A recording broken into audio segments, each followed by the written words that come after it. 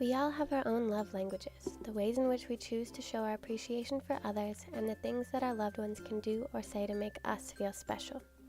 This might be giving a hug, receiving gifts, or going out of your way to do something you know will be appreciated. For me, my preferred love languages of spending quality time with those I love and hearing words of affirmation come from my childhood. Growing up, my parents made sure that my sister and I grew up adventurous.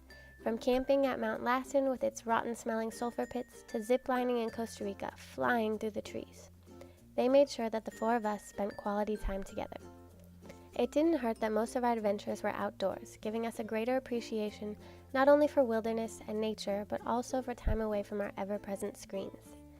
My parents also instilled in us an appreciation for kind words. When I moved away to college, I received constant care packages. Each came with a note in some shape or form, a motivation to keep going even though I might be struggling.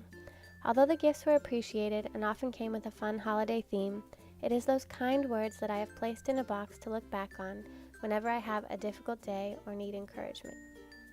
Kind words mean the world to me, but this also means that unkind words sting a little bit more deeply. This is something I learned in my first year of teaching the day I opened an email from my student that was addressed, "Dear Miss Rille," a student teacher with very little expertise, went on for 2 paragraphs about how my class was a disaster and was signed, "Hate, your least favorite student." I was stunned. I cried. I spoke to my students' parents, counselor, and our assistant principal.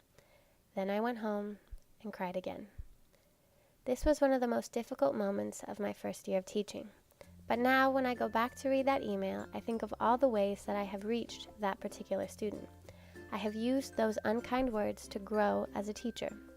Teaching has shown me how important my own love languages are to my development and my sanity. While I have always known how important it is to show my students that they too are loved, respected, and valued, I have also come to realize that each of my students has their own unique combination of preferred love languages. Knowing this, I try to show them my gratitude for their presence and personality in each of the 5 love languages.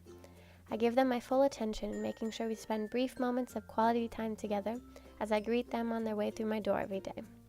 I provide them with physical touch in the form of well-deserved high fives and fist bumps. I give them gifts of candy for their hard work on engineering projects. I complete acts of service as I end the occasional lesson with a game of Kahoot rather than an exit slip. And last but not least, on the final day of school, I gave each of my students words of affirmation by writing 93 personalized letters detailing some of their most valued and appreciated traits.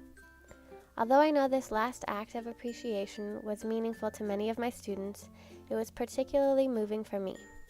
Taking the time to put into words the positive attributes of even my most challenging students helped me see the growth both my students and I had undergone throughout the year. It is through these love languages that I have come to understand and express my love of teaching, my love of myself, and my love for my students.